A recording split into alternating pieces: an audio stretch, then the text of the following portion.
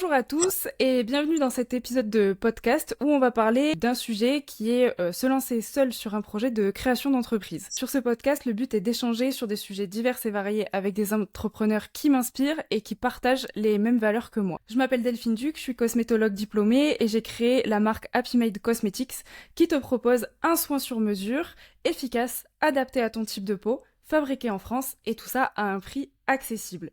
Le lancement, il est prévu en début 2025, donc n'hésite pas à suivre l'aventure. Et aujourd'hui, je suis très heureuse d'accueillir Lucie Lavergerie, cosmétologue diplômée également, puisqu'on a fait notre diplôme dans la même promotion et dans le même cursus, donc en cosmétologie au Québec. Elle crée sa marque de packaging de cosmétiques compostables. Bonjour Lucie, merci beaucoup d'être là. Comment tu vas aujourd'hui ?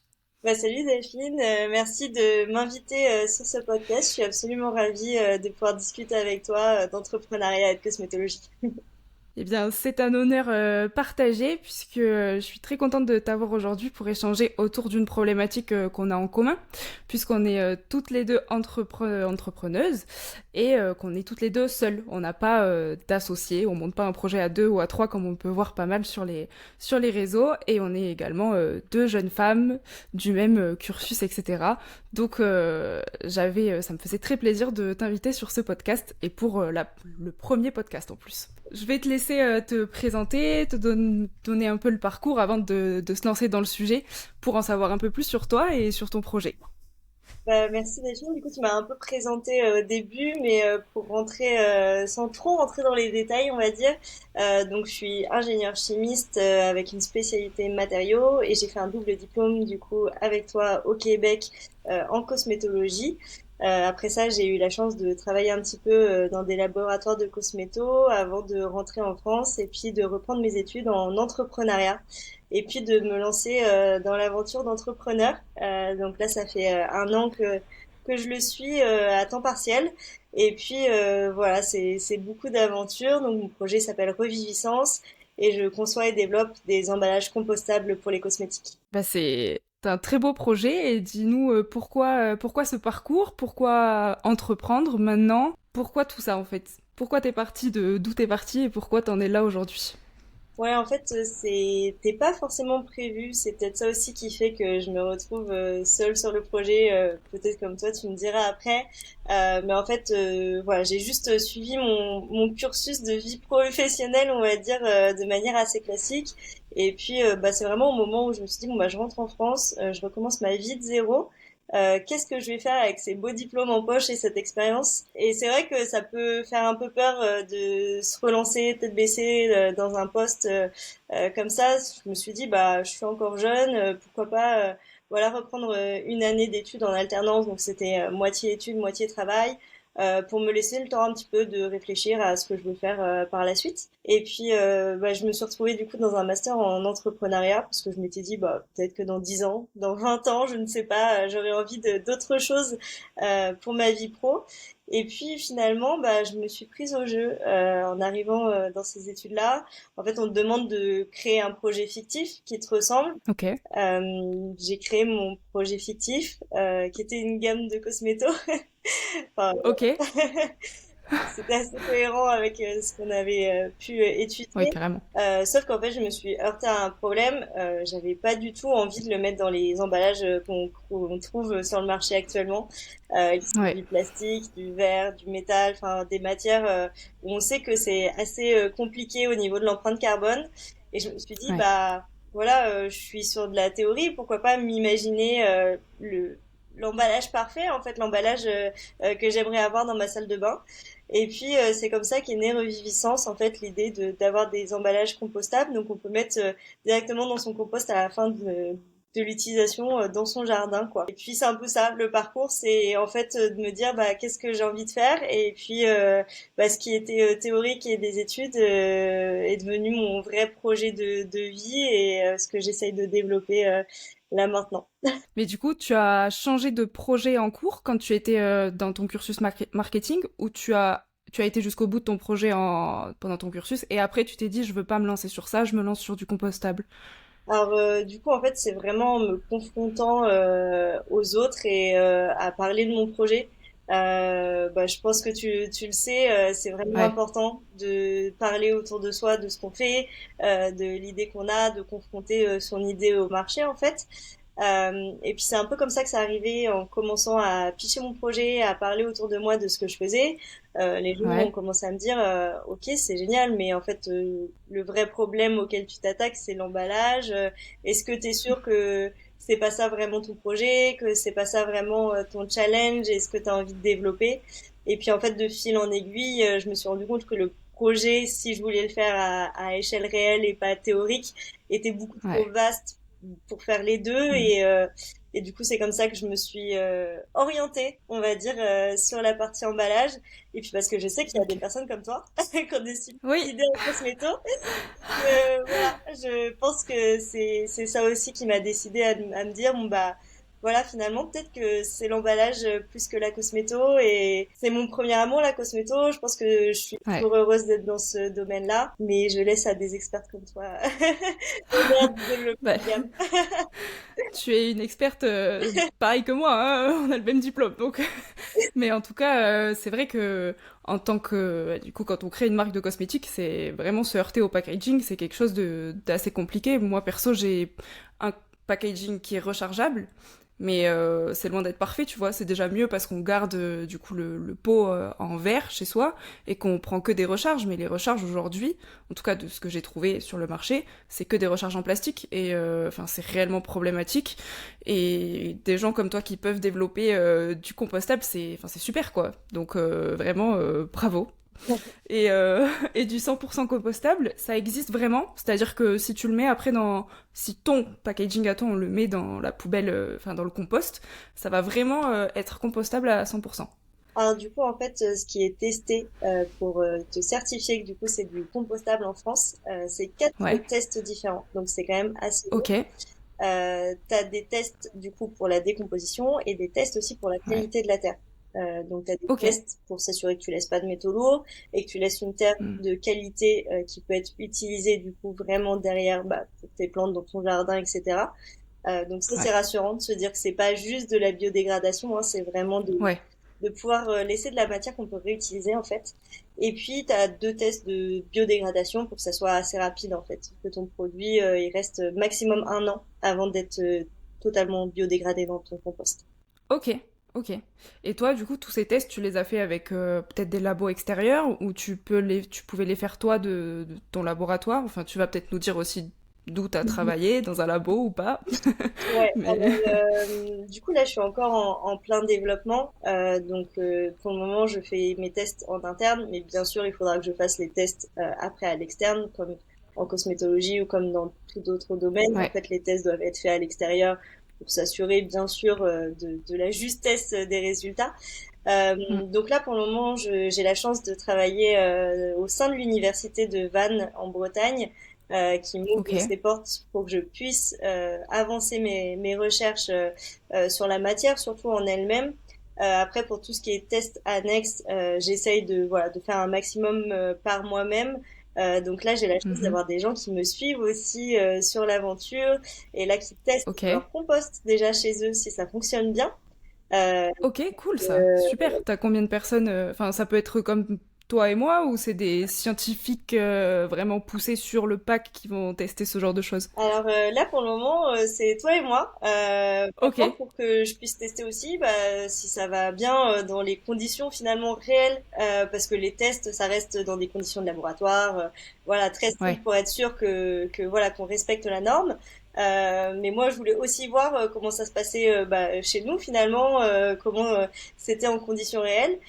Donc là, Ouais. j'ai 30 panélistes qui l'ont mis dans leur compost et qui me donnent leurs résultats tous les mois. C'est moi qui gère toute la partie test en leur envoyant des questionnaires, des photos, tout ça. Et puis, Trop bien. pour la petite anecdote, c'est quand même assez drôle parce qu'on se rend compte vraiment de comment ça se passe aussi sur le terrain au-delà du labo. Là, par Ouais. exemple, j'ai trois panélistes qui se sont fait voler leur peau par des rongeurs. Voilà. Ah ouais, d'accord. Ok. Trop drôle. Donc voilà, des fois, il y a des choses inattendues de tester sur le terrain. C'est quand même Ouais. assez rigolo. Bon, ben voilà, ça sert à des rongeurs finalement après utilisation. Donc voilà, je pourrais Ok. tester compostable et pet friendly. Ouais, c'est ça, carrément. Bah, trop bien. Non, c'est super que tu puisses faire ça. Ok. Et alors, pourquoi le compostable? Enfin, pourquoi toi, c'était important de faire un projet comme ça? Est-ce que c'est parce que t'as du coup décelé qu'il y avait un besoin sur le marché? Est-ce que c'est parce que c'est quelque chose de très important pour toi, l'écologie? Euh, pour toute autre raison, peut-être? Bah, je pense que c'est quand même partie pas mal de mes valeurs environnementales parce que, comme je l'ai dit un peu avant, je réfléchissais vraiment à construire un projet de cosméto, voilà, qui était en accord avec mes valeurs. Et puis Ouais, finalement, bah, c'est quand j'ai pas trouvé sur le marché ce que je voulais pour aller avec mes valeurs que là, ouais. je me suis dit, bah, en fait, il y a quelque chose à faire et là, il manque quelque chose. Donc un peu des deux finalement. Mes valeurs et quelque chose décelé sur le marché après quoi. Ok. Ok, bah trop bien. Et pourquoi l'entrepreneuriat, du coup? C'est une question plus large, mais déjà, Ouais. pourquoi l'entrepreneuriat? Parce que tout le monde n'a pas la fibre, clairement. Pourquoi, du coup, si tôt, t'aurais pu te dire, bah, c'est un projet que je pourrais faire dans 3 ans, je me fais de l'expérience ailleurs. Pourquoi maintenant et pourquoi l'entrepreneuriat? Qu'est-ce que ça fait vibrer chez toi, finalement? Bah, c'est vrai que j'avais pas prévu d'être entrepreneur à la base quand j'étais petite ado, même dans mes études en fait, j'y avais jamais vraiment songé.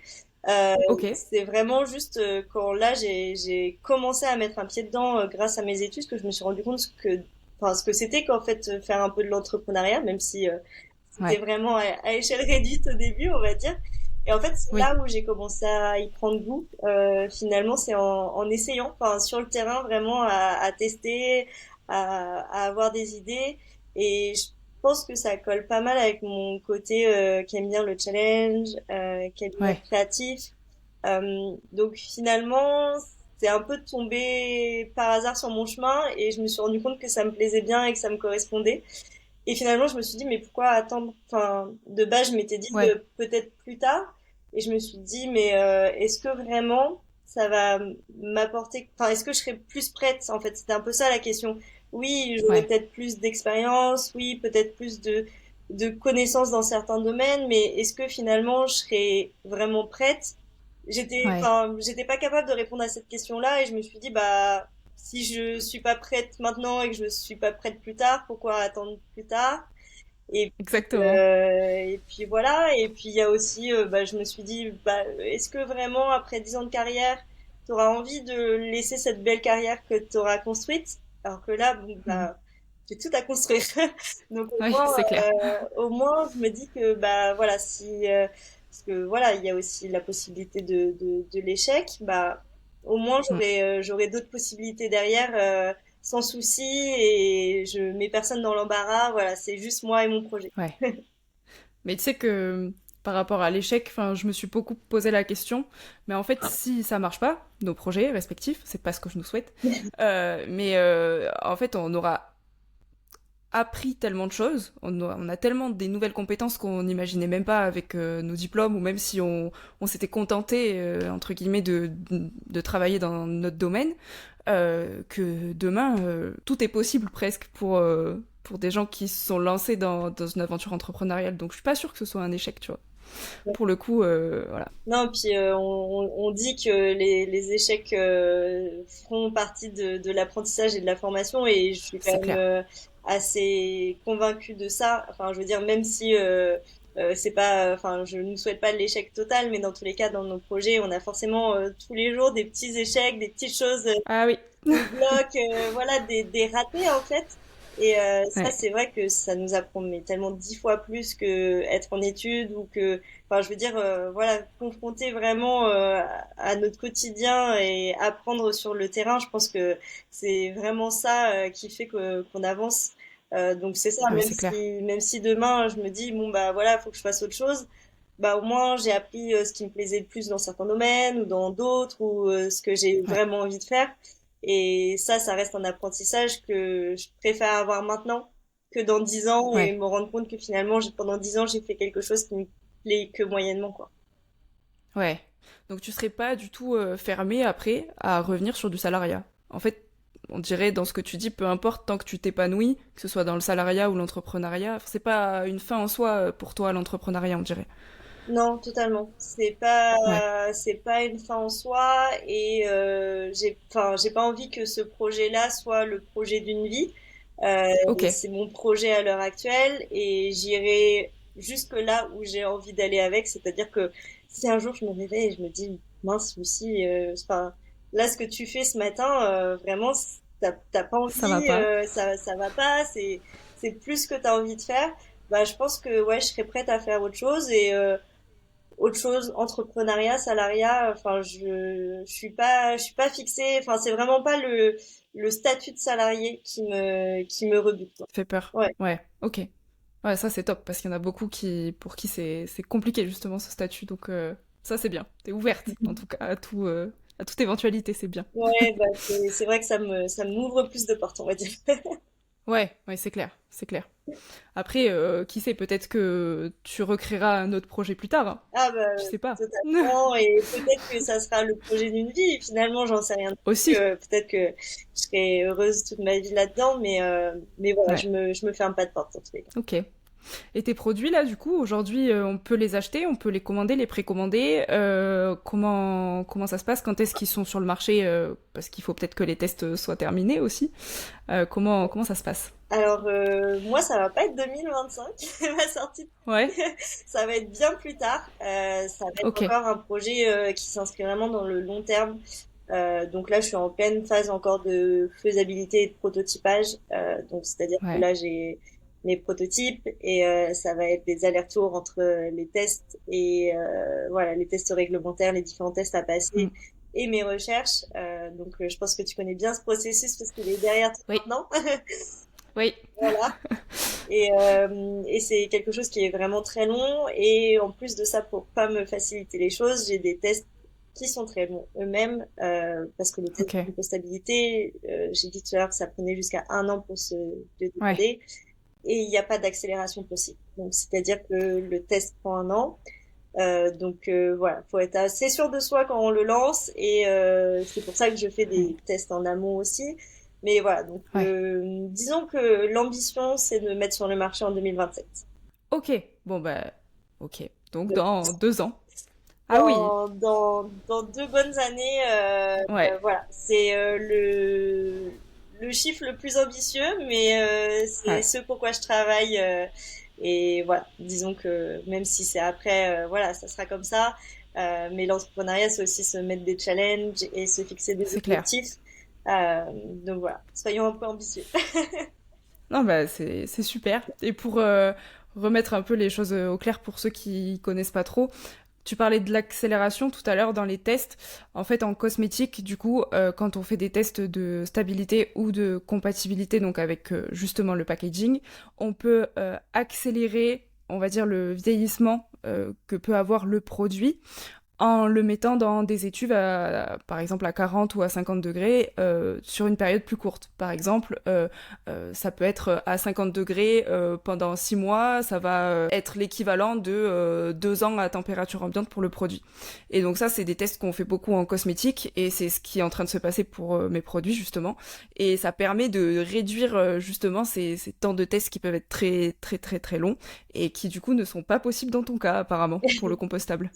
Exactement. En fait, il n'y a pas de possibilité ou de normes pour le moment qui accélèrent ce genre de test. Donc, bah, il Ok. faut prendre son mal en patience.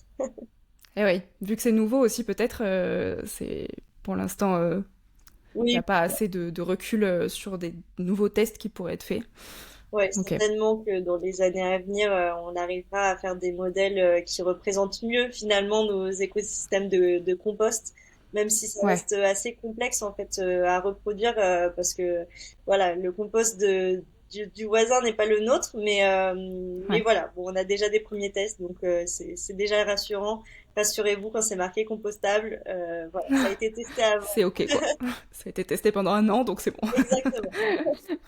Ok, ok, ça marche. Et du coup, si on va un peu plus dans le sujet, donc l'entrepreneuriat en étant seul, Pourquoi, déjà, première question, pourquoi tu as décidé de te lancer seule là-dedans? On en avait un peu discuté en off quand on s'était appelé il y a quelques mois maintenant. Mais, euh, mais voilà, partage-nous ça. Pourquoi? Quels sont les points positifs selon toi, négatifs, et pourquoi tu as décidé d'entreprendre seule? Ouais. C'est vrai qu'il y a quand même pas mal de points négatifs, faut le dire, à Ouais, entreprendre seul. ouais, Déjà parce que bah, c'est assez compliqué parce qu'on a une charge de travail qui est quand même très importante. Hein. C'est vraiment pas simple et plus on avance, plus la charge de travail est importante. Ça faut ouais. en être bien conscient aussi. Hein. Généralement, t'as l'impression de voir le sommet de la montagne et puis tu le vois jamais quoi. Donc, Hmm. ouais, c'est pas simple d'entreprendre seul, mais ça a été un choix et c'est encore un choix à l'heure actuelle. Tout simplement parce que c'est pas si simple finalement de trouver un associé. Faut quelqu'un Ouais, qui complète notre profil pour que chacun ait sa spécialité et avance sa partie dans son domaine. Il faut que ça soit quelqu'un avec qui on peut travailler. C'est pas juste de s'entendre bien, hein, oui, c'est de pouvoir travailler ensemble et d'avoir des visions qui concordent. Moi, ouais, c'est vrai que j'avais quand même avancé pas mal l'idée du projet, du coup, pendant cette année de cours en entrepreneuriat, ce qui fait que bah, finalement, j'avais déjà une vision assez claire de là où je voulais aller. Et du coup, c'était ouais, compliqué de me dire, bah, là maintenant que je sais où je vais, à peu près, ouais, trouver quelqu'un qui soit aligné avec moi, qui me complète, qui soit en accord avec ce que j'ai commencé à faire et qui soit voilà hyper complémentaire au niveau du profil. C'est un peu le mouton à cinq pattes à trouver. ouais, c'est Donc ça. sans enfin me fermer totalement à l'idée d'avoir quelqu'un, c'est plus que j'ai pas vraiment cherché ce mouton à cinq pattes. Je me suis dit bah Hmm. tant pis, c'est comme ça. J'ai pas trouvé sur mon chemin jusque-là quelqu'un qui correspond et tant pis, on avance et ça tiendra le temps que ça tiendra. Et après, voilà, il y a aussi d'autres possibilités. Il y a la possibilité que ça soit quelqu'un qui me rejoigne, mais plus avec du salariat ou quelque chose comme ça Exactement. par la suite. Enfin Hmm. voilà, je sais pas où t'en es toi dans ta réflexion par rapport au fait voilà d'avoir quelqu'un qui t'accompagne, mais ouais c'est pas si simple. Bah, moi, c'est la même chose que toi, c'est-à-dire que déjà de base, quand j'ai lancé le projet, je me suis dit, je veux tester de faire quelque chose seul, tu vois, parce qu'on avait déjà fait des projets en groupe, etc., même avec notre diplôme, et c'est trop bien de faire des projets en groupe parce que, comme tu dis, ça décharge de la charge de travail, ça permet d'avoir, même si on a le même profil et qu'on se complète pas forcément, ben tout le monde a des idées différentes, tu vois, et c'est trop bien, mais mais après, bah, les décisions, tu dois toujours les prendre ensemble, à deux, à trois, à quatre, en fonction de combien t'es. Là, bon, bah, tu sais que si tu prends une décision de merde, pour parler poliment, bah, il y a que toi que ça engage. Et puis, il y a aussi l'aspect financier. Bon, t'amènes peut-être moins d'argent dans la boîte, mais après, quand tu auras des rentrées de capital, bah, des rentrées de chiffre d'affaires, pardon, bah, du coup, tu seras la seule à te payer aussi. Enfin, il y a plein de choses qui sont plus simples en étant seule. Et en même temps, bah, comme tu dis, au niveau de la charge de travail, c'est énorme. Donc moi, je suis pas du tout fermée un jour à, je sais pas pour toi, mais à ce que quelqu'un rentre dans le capital de l'entreprise.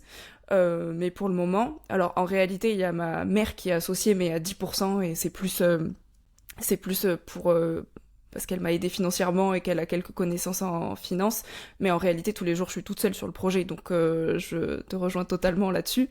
Mais je suis pas fermée un jour à faire rentrer quelqu'un dans le capital, mais il faudra que le projet soit costaud quoi aussi pour être sûr de pouvoir assumer une autre personne en tant qu'associé.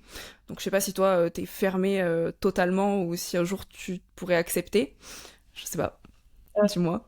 Non, moi je suis pas du tout fermée et après bah, il y a aussi plusieurs types d'associations donc ça dépend aussi ce qu'il y a derrière.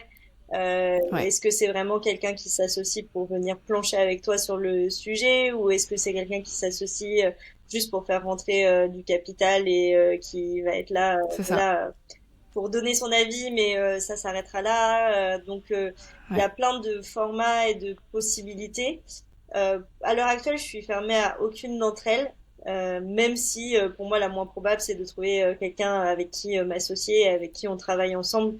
tout simplement parce Ouais, que plus j'avance, plus ça me paraît compliqué ouais, de pouvoir faire rentrer quelqu'un, voilà, avec qui il y aurait un équilibre, voilà, qui soit entendable des deux côtés, sans qu'on ait c'est ça. l'impression que il y en ait un au-dessus de l'autre, parce qu'il y a quand même aussi, Eh oui, voilà, ces choses-là.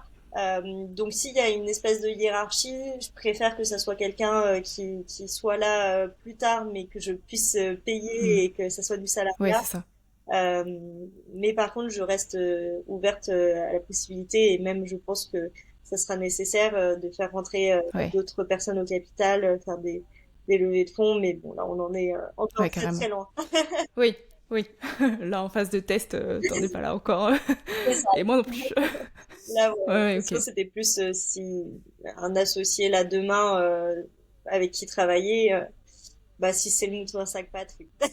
Allez, c'est Ouais, ça. voilà. Il faut le trouver, quoi. C'est ça. Ok, ok, ok. Et du coup, est-ce que tu as réussi à t'entourer pour pallier au fait que t'es toute seule? Est-ce que tu as réussi à t'entourer pour toutes les parties? Donc tu disais pour les tests, oui. Et pour le reste, pour tout ce qui est par exemple, bon, marketing, du coup, tu as la double compétence. Mais est-ce qu'il y a des sujets sur lesquels tu as dû t'entourer parce que tu peux pas tout gérer, parce que tu as besoin d'expertise? Comment tu as fait pour t'entourer au mieux du coup? Alors, j'ai quand même la chance d'être bien entourée avec pas mal de monde. C'est vrai que j'ai quand même beaucoup recherché ça, notamment parce que bah, être seule de manière générale en entrepreneuriat, c'est vraiment très compliqué. Enfin, c'est vraiment Ouais, important d'avoir un regard extérieur déjà sur son projet, mais aussi du soutien et des gens avec qui on peut discuter de ça, parce que je pense qu'il faut vraiment l'avoir vécu pour comprendre ce que c'est oui, c'est l'entrepreneuriat. clair. Donc ouais, je me suis pas mal entourée de mentors surtout, donc d'autres entrepreneurs ou de gens qui sont dans l'accompagnement en entrepreneuriat pour vraiment m'aider sur des questions techniques comme le Ouais, juridique, les ouais, financements. Enfin, c'est vraiment des questions où il y a mille choix et il faut ouais. faire le bon au bon moment. Parce qu'il y a aussi beaucoup de questions de timing et de faire ça, voilà, au moment Oui. opportun et pas trop en amont et pas trop en retard, parce que des fois, voilà, on laisse passer des opportunités. Donc sur des sujets techniques comme ça, j'ai aussi la chance d'avoir un mentor qui m'accompagne sur le côté technique aussi, donc un peu plus, voilà, pour potentiellement voir pour une mise à l'échelle après le laboratoire. Ah, Donc, super. Ok. donc ça, c'est voilà, c'est des partenaires qui sont vraiment indispensables à mon projet parce que voilà, moi, mon Ouais. expertise, elle s'arrête au laboratoire, sauf Hmm. que c'est vraiment l'étape 1 et qu'il y Oui. a beaucoup d'autres étapes à passer. Donc voilà, avoir des gens qui m'accompagnent sur l'entrepreneuriat de manière générale, même si maintenant j'ai un master, ça reste que j'ai pas non plus Hmm. l'expérience dans le domaine.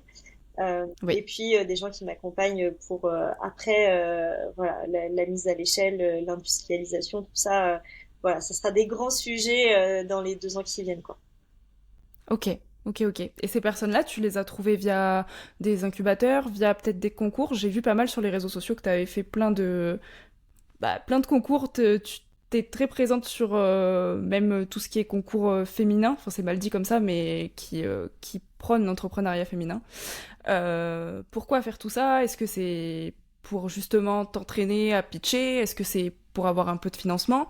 On y viendra après sur le côté financier, mais euh, voilà, est-ce que c'est de là que tu as trouvé tes partenaires et pourquoi tu fais tout ça aussi? Alors la majorité de mes partenaires, ça a été via des associations ou des incubateurs. Ok, Qui sont souvent en lien bah, du coup avec tout l'écosystème entrepreneurial de là où on habite. Généralement, il y a tout un écosystème et ouais. ils sont capables de nous mettre en relation du coup avec des entrepreneurs voilà qui ont l'habitude Mm. d'accompagner ou voilà qui ont eu les mêmes problématiques à un moment, donc qui sont capables voilà de venir bah, accompagner et apporter de la connaissance aussi sur des domaines transverses où on n'est pas tous spécialistes, hein. Ouais, Donc ouais, beaucoup par des associations, des incubateurs. Et puis après, si on prend la partie concours, il y a plusieurs points. pour lesquels je le fais.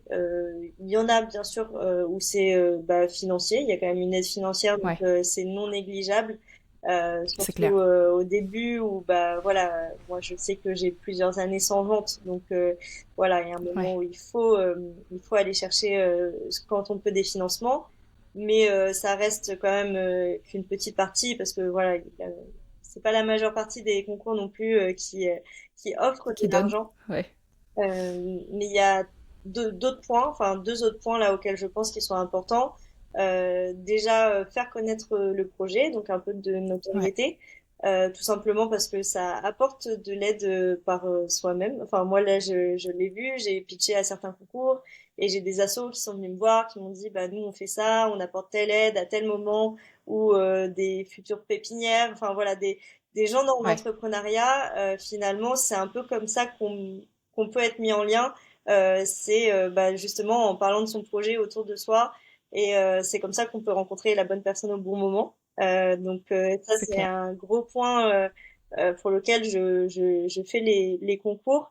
Et puis il y a aussi, du coup, pour avoir des retours directs sur mon projet.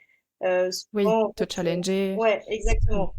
Ouais, Souvent, les jurys des concours, c'est des financiers, donc des gens qui ouais, potentiellement derrière vont pouvoir financer mon projet ou pas, donc ils peuvent déjà me donner un retour direct en me disant, bah ce point-là, il va passer, il va pas passer. Si demain j'ai besoin d'aller chercher un banquier, une levée de fonds ou quelque chose. Et puis aussi mm, des experts d'un domaine en particulier. Enfin voilà, les concours. Il y en a dans l'entrepreneuriat féminin, il y en a beaucoup dans ouais, l'impact. Ça permet aussi d'avoir voilà, divers avis d'experts dans leur domaine. Donc là, je pense que c'est les trois points principaux qui me boostent à essayer de faire des concours, même si bon, c'est très chronophage. Donc faut aussi ouais. savoir un petit peu voilà, jauger et voilà, faut pas se mettre trop de concours non plus sur le dos, quoi. Ok, ok. Et au niveau des pitchs, maintenant, tu te sens comment? Est-ce que tu te sens à l'aise? Est-ce que t'as peut-être toujours été à l'aise? Ou est-ce que t'as vu une évolution par rapport à ça? Parce que, enfin, moi, perso, c'est ce qui me faisait très très peur. C'était aller voir les banquiers et pitcher. C'était les deux trucs qui me faisaient le plus peur, alors qu'en fait, il y a vraiment pire. Mais, mais du coup, toi, tu l'as vécu comment tout ça? Ouais, je me rappelle que mes premiers pitchs, j'étais toute stressée, j'avais tout préparé, je savais limite à la virgule près ce que j'allais dire parce que Ouais, je me sentais pas d'y aller comme ça en impro parce que au début c'est ouais, vrai qu'en plus c'est qu'une idée donc tu te sens pas forcément à fond voilà alors que maintenant c'est mon projet de vie, je travaille tous les jours dessus donc déjà je ouais. sais de quoi je parle donc j'ai plus vraiment cette peur comme je pouvais avoir avant. Il y a aussi que je l'ai tellement dit, redit que voilà, C'est naturel, quoi, ouais, maintenant. j'ai Ouais. aussi l'habitude. Mm. Et même si je le retravaille à chaque fois, et maintenant que je l'apprends plus du tout, parce que voilà, c'est juste, enfin voilà, je parle spontanément, on va dire. Ça reste un exercice qui est toujours bon à prendre parce qu'on a toujours, enfin, on peut toujours s'améliorer à l'oral. Il y a, voilà, il y a toujours de la progression possible. Ok. Voilà. Mais maintenant, c'est plus un exercice que j'apprécie, alors qu'avant, j'étais pas mal stressée, quoi. Ok, t'arrives même à l'apprécier, du coup. Ouais, franchement, bon, il y a toujours Ah ouais, des moments quand on est devant une salle où il y a un peu de monde, il y a une petite boule au ventre qui arrive juste ah ouais, avant. Mais maintenant, j'arrive à apprécier parce que je trouve ça assez gratifiant de pouvoir ouais. parler de son travail, de son avancée. Enfin, voilà, c'est quand même pas rien quand on réfléchit à tout le chemin qu'on a pu faire depuis le début, quoi. Même si on a toujours l'impression que ça Ouais. avance pas assez vite. Oui. Voilà. Ouais, c'est clair. Non, bah ça c'est bien, tu vois. Je pense que j'en suis pas encore à ce stade. Euh, J'adore les retours qu'il y a après, en fait. La discussion, un peu comme on a toi et moi là, qu'on peut avoir avec, du coup, des personnes qui vont te dire, non, ça va pas trop, ou ça, enfin, comme tu dis, en fait, les retours des professionnels. Mais le moment où tu pitches et où tout le monde te regarde comme ça, là, je j'ai pas encore le truc de d'aimer ça pour le moment, ou enfin, de prendre du plaisir. Je suis plus détendue, mais bon, de là à prendre du plaisir, peut-être un jour, j'espère. Mais c'est un exercice dur en vrai, c'est très dur, je trouve, de, de passer le cap, quoi. C'est vraiment, t'es devant plein de gens et tu dois parler de ton projet. Et justement, en étant seul, c'est encore plus dur pour le coup, parce que si t'es avec quelqu'un, bah, tu peux te passer la main, t'as le soutien de la personne. Et voilà, mais du coup, après, on est trop fiers de nous. Enfin, je sais pas comment tu te sens après, mais même s'il y a des critiques négatives, bah, tu l'as fait, quoi. T'es trop bien. Ouais, c'est ça. Et Donc, puis, généralement, enfin, ça reste constructif. Enfin, j'ai eu la chance aussi de jamais tomber sur quelqu'un de méchant pour être méchant. ok. C'est peut-être ça aussi qui fait que j'ai eu plutôt des bonnes expériences avec des gens. Voilà, même si c'est de la critique, c'est assez constructif. Et d'ailleurs, la critique principale que j'ai, c'est le fait d'être seule. Voilà. C'est vrai? Ouais, Ah, on te critique pour ça. Ah, d'accord. ouais. Enfin, on te critique, on te challenge sur ça, quoi, en tout cas. Exactement. Bah, je sais pas si c'est ton cas, mais moi c'est vrai que c'est le point qui revient à chaque fois et qui fait un peu peur parce que bah voilà, c'est sûr que quand on est tout seul, tout est aussi sur nos épaules. Donc quand on est Ouais. face à des potentiels partenaires ou financiers, bah ça fait un peu peur parce que on est le projet, Hmm. enfin on l'incarne entièrement. Ouais, Le fait qu'on n'ait pas de binôme, c'est que aussi bah on est irremplaçable. Et c'est ça, je ça. pense que ça fait quand même assez peur.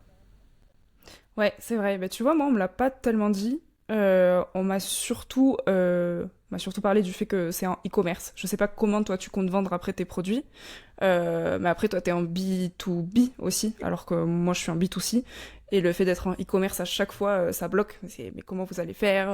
Est-ce que vous avez une stratégie sur les réseaux? Est-ce que vous allez vous faire distribuer? Enfin, c'est surtout ça à chaque fois qui revient. Mais c'est marrant parce que pour le coup, on m'a jamais ressorti un truc qu'on aurait pu me ressortir, mais Ouais, voilà, comme quoi ouais, tout le monde est différent, enfin tout le monde voit les choses différemment, quoi. C'est assez rigolo. ouais, non, c'est assez drôle. Et du coup, bah, peut-être que la différence est aussi sur le fait que, ouais, qu'on soit en B2C et en B2B. Mm. C'est vrai que ça aussi, c'est quand même assez différent. Et ouais, peut-être que c'est ça qui fait la différence aussi sur la vision que les gens ont de notre projet à l'extérieur. Ouais, c'est ça. Ouais, sûrement. Et au niveau financier, justement, comment tu tiens le coup en étant toute seule, à la fois au niveau personnel, si tu souhaites en parler, et à la fois au niveau professionnel, comment t'as...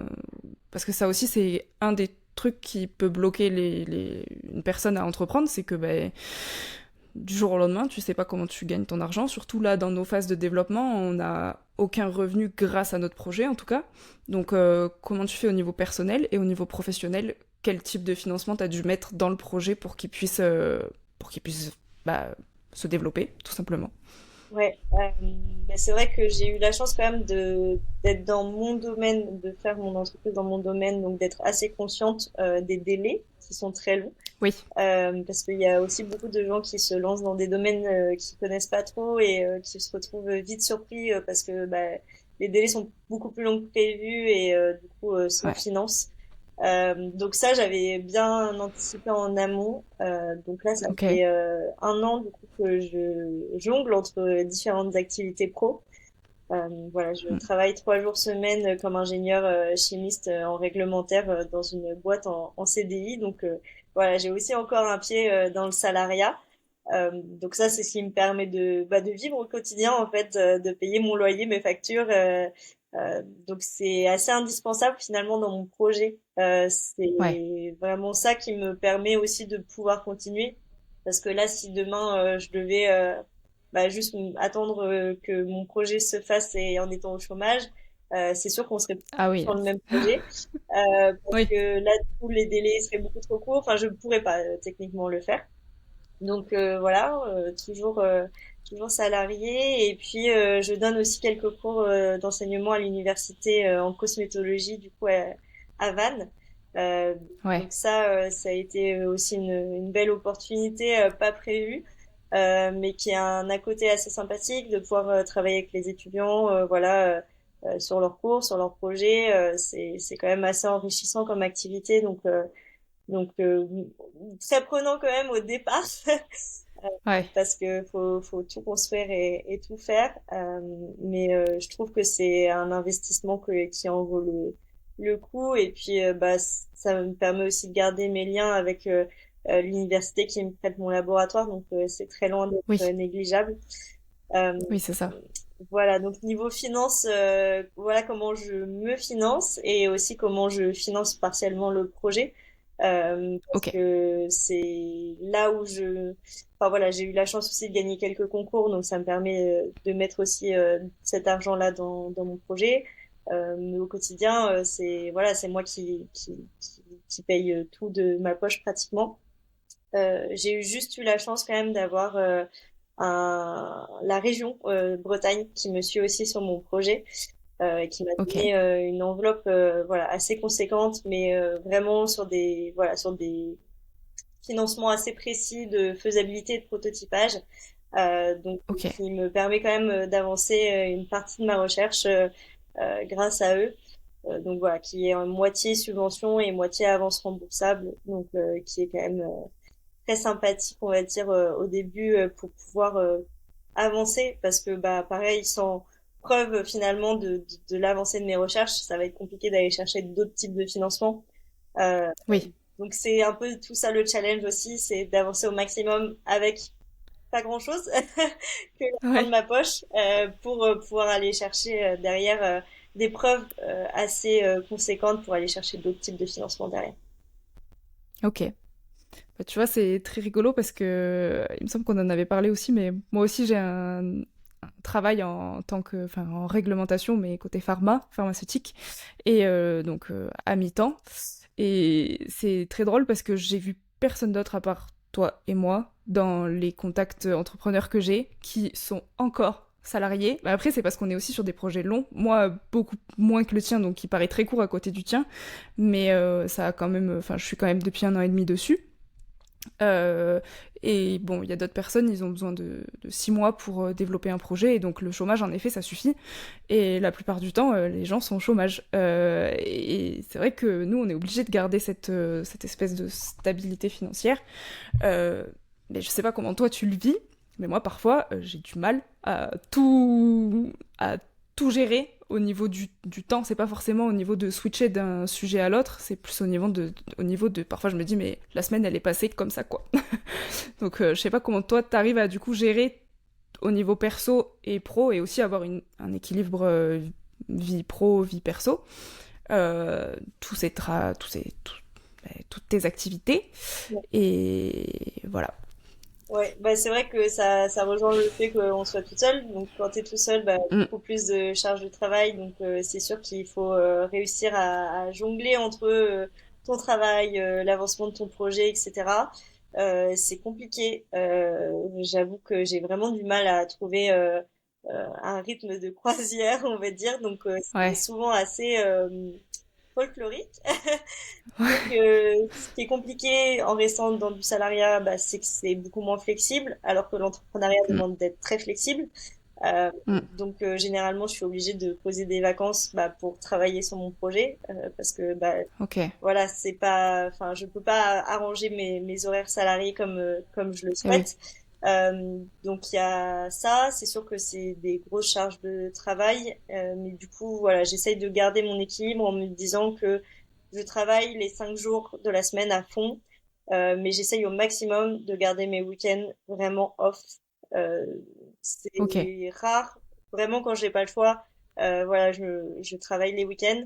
Mais 80% du temps, j'essaye vraiment de garder mes week-ends totalement off parce que je pense que Ok. c'est plus comme ça que j'arrive à fonctionner, c'est-à-dire des grosses périodes de charge intense de boulot et après plus rien quoi. Parce que il y a ça aussi, il y a la charge de travail de manière générale, mais il y a aussi la charge mentale qui est Ouais, vraiment carrément. très compliquée et bah vu que ça reste toujours un petit peu derrière ta tête, si jamais tu te dis bah là c'est pas grave, je regarde mes mails 1 heure et puis après je vais voir mes amis ou ma famille, bah finalement ça fonctionne pas trop parce que bah t'as quand même encore ta tête au boulot.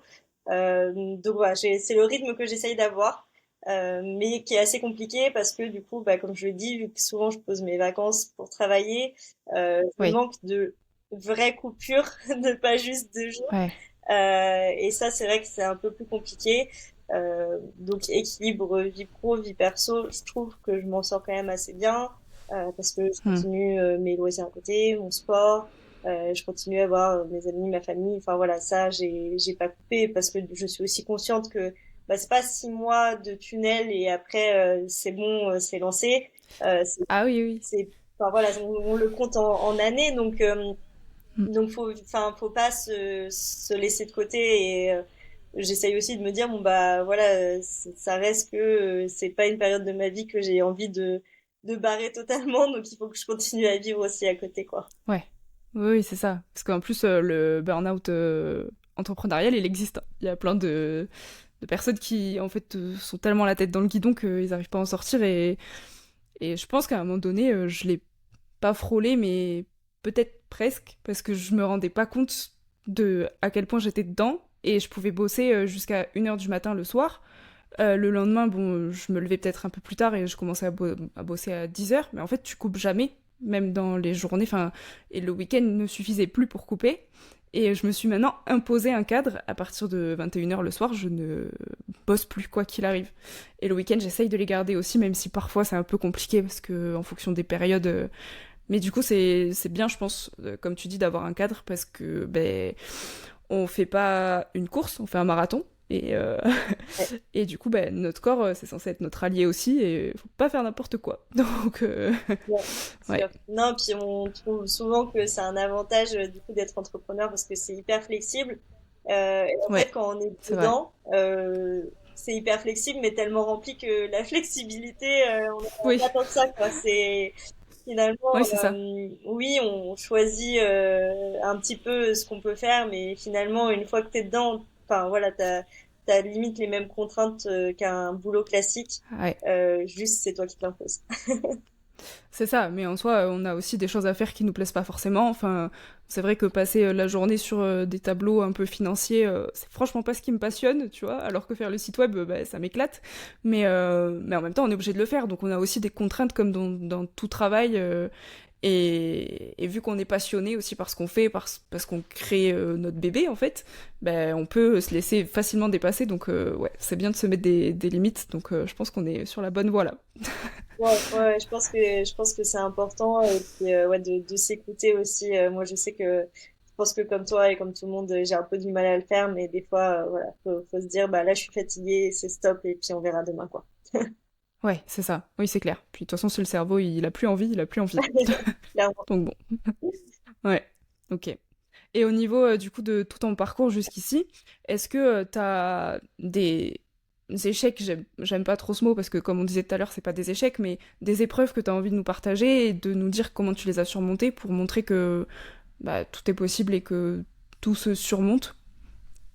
Alors des échecs à proprement parler, j'ai eu la chance de pas en avoir jusque-là. Enfin, disons que j'ai pas eu d'échecs au point de me dire c'est plus viable et je dois abandonner. Donc déjà ça Oui. c'est une bonne chose parce que bah, Mm. il y a quand même beaucoup de projets malheureusement qui voilà qui peuvent pas voir le jour.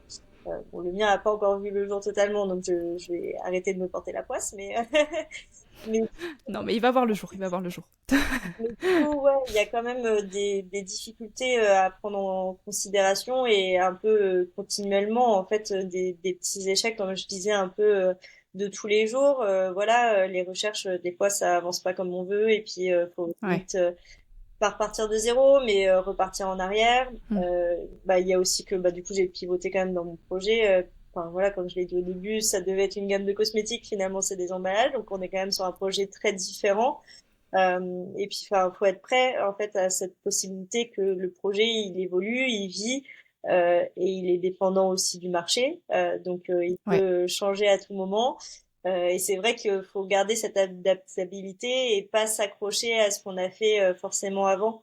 Donc c'est ça aussi qui est un peu compliqué, c'est que des fois tu te dis bah en fait je suis pas partie dans la bonne direction, faut que je fasse demi-tour et ça peut être un peu vécu comme un échec parce que c'est Ouais. recommencer finalement ce qu'on a fait. Oui. Euh, mais bon, c'est un échec que je préfère avoir maintenant et disons avec peu d'impact que plus tard et que ça soit insurmontable.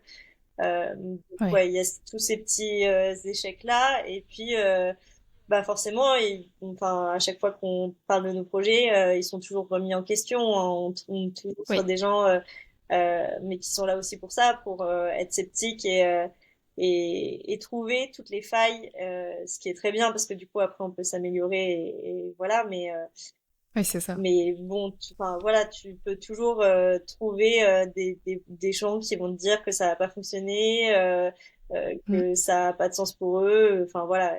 Mais heureusement, je trouve plus de gens positifs que Ouais, négatifs et qui trouvent que voilà que c'est pas viable. Donc c'est quand même encourageant et voilà. Ces petits échecs, c'est vrai que des fois moralement, ça met un coup et des fois, on pense à arrêter. Enfin, moi, je sais que ça passe souvent dans ma tête. Puis finalement, la seconde d'après, c'est ok, parti. ok, Mais voilà. Après, je me dis qu'il faut mieux, des fois, aussi se rendre compte que demain, ça peut s'arrêter. ouais, En étant conscient, au moins, je pense que c'est aussi comme ça que on se prend pas trop une claque si jamais ça arrive. Mais j'ai jamais pensé à arrêter en me disant là, c'est bon, demain, j'arrête, j'abandonne. C'est plus voilà des petits coups de mou, mais la seconde d'après, c'est reparti quoi. ouais. Bah, de toute façon, tout le monde, enfin, ce serait mentir, je pense, en tant qu'entrepreneur, entrepreneuse, de dire, moi, j'ai jamais pensé à arrêter, tout va bien. Enfin, je pense que c'est normal, même si dans les faits tout va bien, ce qui n'arrive non plus jamais.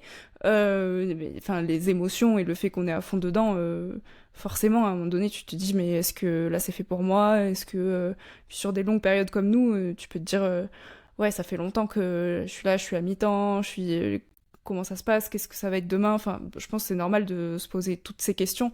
Et ce qui fait la force du truc, c'est de tout de suite ou quelques jours après se dire non mais enfin c'est vraiment ça que je veux faire, je suis dedans, on y va et puis on verra et si ça marche pas, bah ça marche pas, mais au moins j'aurais tenté quoi. Ouais. Donc non c'est bien je pense ce mindset, je pense que c'est même sain de parfois se dire mais est-ce que ça va marcher, est-ce que ça va marcher et pour les gens qui nous disent moi j'y crois pas, pareil ça dépend peut-être de la manière dont on le dit parce que perso je suis tombée sur des gens très euh, bienveillants dans la manière de le dire. Et bon, bah, t'essayes de leur expliquer, de leur dire. Parce qu'il y en a qui comprennent pas aussi. Bah, quand tu parles de cosmétiques c'est pas méchant, mais à un monsieur qui a 80 ans et qui a l'habitude d'investir dans des boîtes, il va pas forcément comprendre l'intérêt de pourquoi tu fais ça. Et du coup, bah, il va être sceptique forcément, mais il peut être bienveillant. Et puis il y en a d'autres parfois. Je me suis déjà prise une fois. De toute façon, enfin, vous faites que l'influenceuse sur les réseaux, vous. C'est quoi l'intérêt?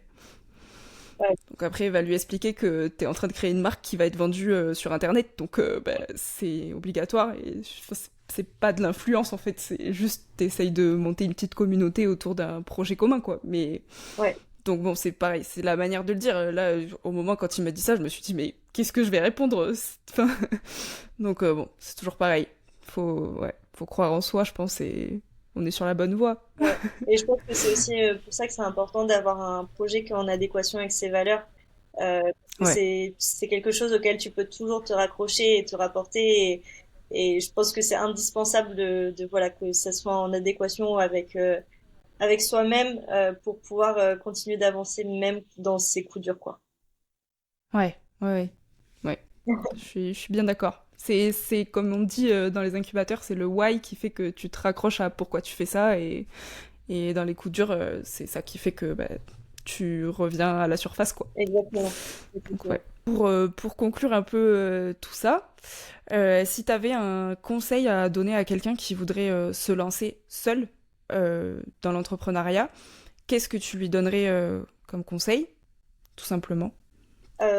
Déjà, du coup, je lui dirais quand même qu'il peut le faire parce que du coup, moi, on m'a souvent dit que ça serait compliqué et finalement, je suis encore là et j'y arrive.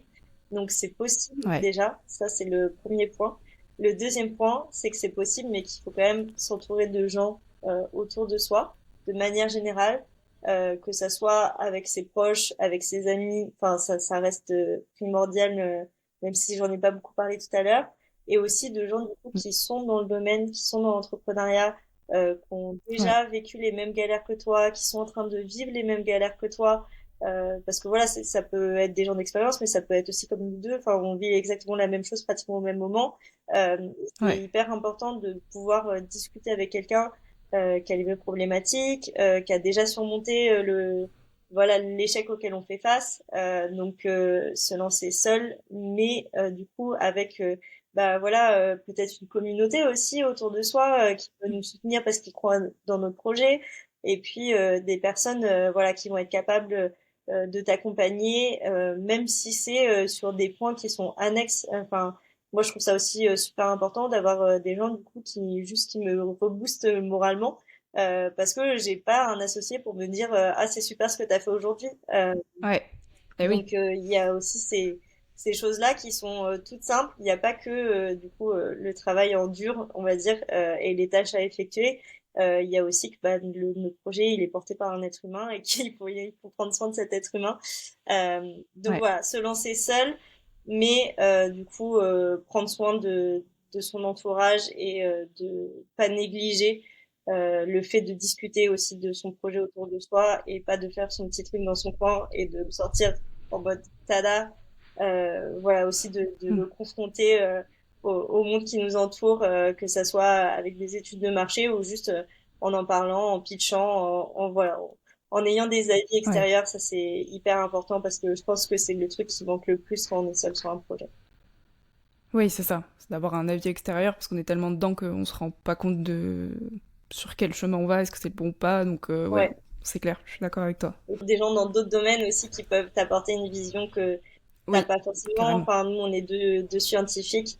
Et c'est Ouais. vrai qu'on a quand même enfin, une vision et une façon de voir le monde qui est un peu différente que quelqu'un qui a fait de la gestion ou qui a fait de l'art. Ou... Oui. Voilà. Donc, c'est important de confronter aussi à d'autres domaines. Et du coup, c'est quoi la suite pour toi, pour Reviviscence? C'est quoi les prochaines étapes jusqu'à 2027 du coup? Quelles sont tes évolutions prévues? C'est quoi ta roadmap? Ouais, bah du coup là, fin 2024 va vite arriver, donc on peut parler directement de Ouais, 2025, je pense. 2025, ça va être vraiment l'optimisation du coup de mes prototypes et toute la phase de test. Donc vraiment des allers-retours entre le labo et les différents tests à faire. Avec fin 2025, j'espère assez de pistes pour pouvoir m'en lancer dans tout ce qui est mise à l'échelle, process, ok. industrialisation, pour pouvoir après aussi entamer toutes les démarches juridiques, potentiellement, voilà, peut-être protéger l'idée, enfin protéger plus que l'idée, protéger le produit. Donc Ouais. tout ça en 2026 avec, j'espère du coup, voilà, les fins de tests réglementaires en 2026 pour pouvoir potentiellement lancer le produit en 2027. Bah écoute, c'est tout ce que je te souhaite. Encore merci d'être là, d'avoir partagé ton opinion sur le fait d'entreprendre en étant seul avec moi, et puis d'avoir partagé ton projet, le côté aussi pro mais perso. Je te souhaite plein de bonnes réussites pour la suite, et merci encore de ta présence. Bah, merci à toi pour l'invitation, c'était très sympa d'en discuter ensemble.